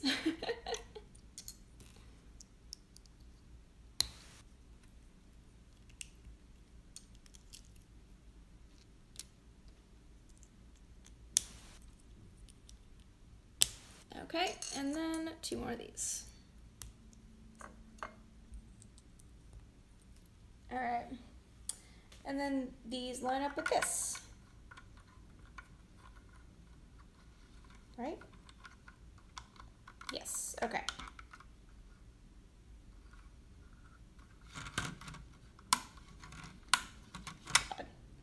Okay, this one facing you guys, so maybe, okay, so put this down here, and then this. That's so many little bits and pieces. Okay. 2 of these, 2 of these, and 2 of these. We're almost done. We're almost done.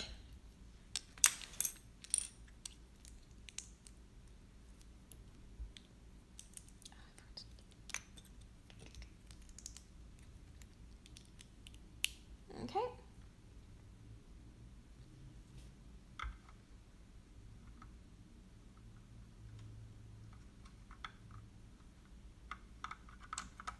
All right, that goes up this way. So this goes on top of this. I'm sorry guys, I'm focused.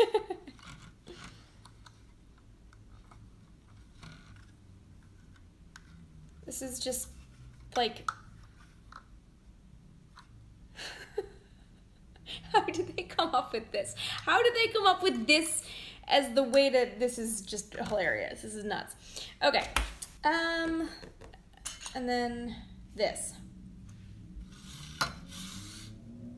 Flat bit. Doesn't look misaligned, does it?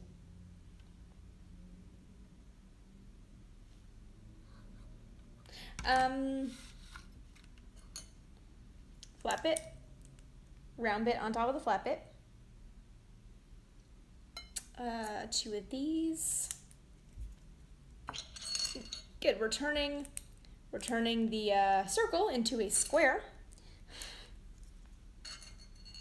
4, okay, and then top, and then 4, these 4 things with the, yeah, okay.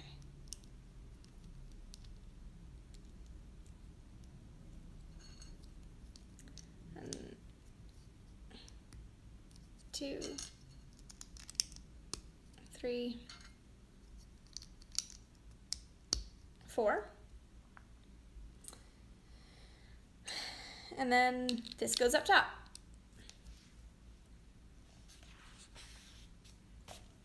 Oh golly. Okay, oh yeah, we're building, okay, we're building what goes under this. Yeah, that's the last thing. So the last bit is what's gonna go here, and that's what's going to, I'm so nervous with this, attach it, because, right, we have to attach it. I kind of forgot about that.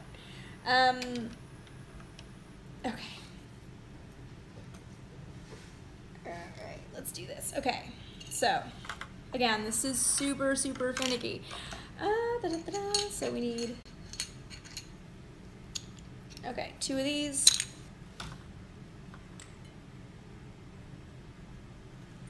Okay, there we go. I'm so paranoid that I'm gonna be looking for something and I'm just suddenly not, like, gonna be missing a piece. Okay. So we're gonna take one of these, squish 2 of these together. And then this on top. And then this on the side. So we built a house.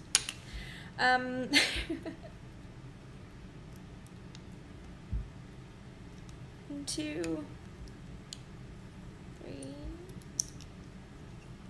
There we go. Okay. And then they go attach here, facing down. Yeah. Oh. There we go. So these 2 go this way. rotate the red top brackets how? Oh, gotcha. Thank you, whoever said that.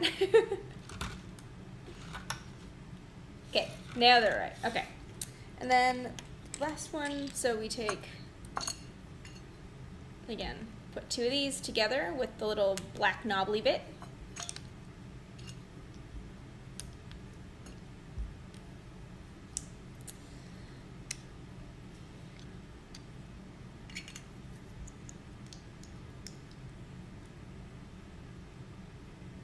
These on top, and then this out to the side. Okay, so it looks like this.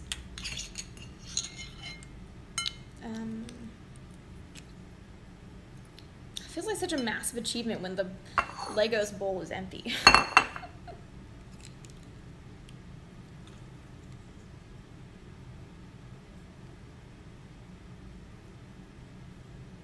Oh shoot, hang on. Sorry. This needs the knobbly bit, the hole facing out. Alright, there we go. There we go. Let me fix this one. So this, oh wait. Oh shoot.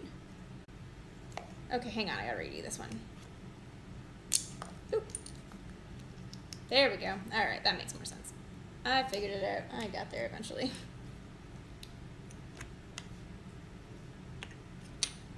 Okay. So these two go here.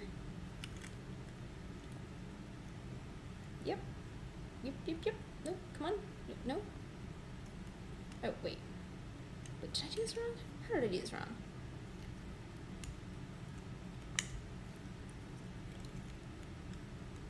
There we go. Okay, that goes here, and then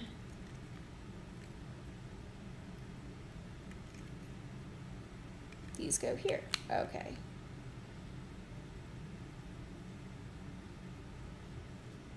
Did I do that wrong? I feel like this doesn't look like this one does. Oh, maybe it does. Maybe we're okay.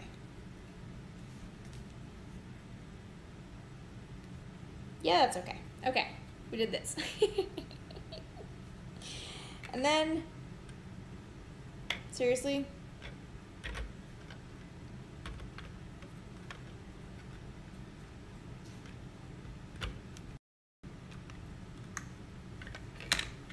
Why can't they do this beforehand so you can actually like see the orientation? Okay.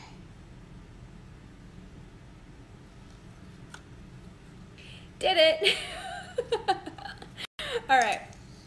Okay. That's all I'm doing for today. It's been at 117 minutes and I'm dying.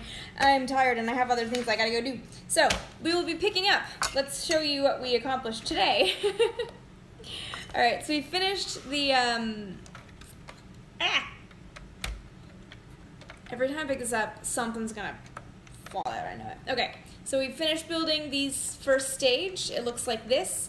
I love the detail on the engines here. And we started building the second stage, so this is what's going to, you know, attach into the first stage. At some point, I'll put the other fins on once I don't need to lie it down, but we've got the fins on the rocket. So up next, if we look, I'm sorry this is taking so long because I keep stopping to talk to you guys.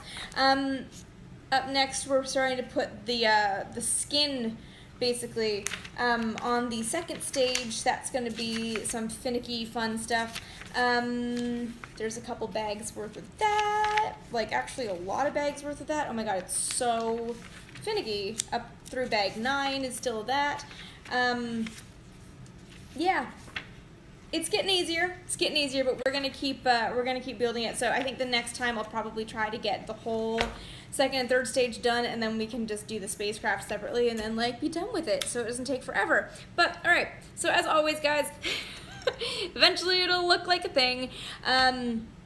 Leave me questions and comments and things you want to see me yammer about in future episodes or future builds. I'm gonna tilt this slightly so that I don't have to bend down as much. let me know what you guys want to hear me rant about Saturn V during the next build, so I can do a little bit of research and figure out, kind of have something to say as opposed to just like talking about other things off the top of my head. But it's awkwardly hard to do this when you're just kind of talking to yourself live on the internet. So thank you guys for hanging out with me for a couple hours while I built this. It's been fun. I'm learning. I don't know. It's entertaining. I hope you guys are entertained. I hope you guys enjoy it. Let me know how your own Lego builds are going if you've done it already. Leave me or tweet me pictures of it. Leave me pictures on Facebook. Yeah, let me know how it's going. All right, I will see you guys next time. I'll post in the community page when I know when I'm going to do this again. It'll be some point next week, maybe next Wednesday-ish. I don't know, but I'm home finally next week. So thank you guys so much for hanging out, and I will see you next time.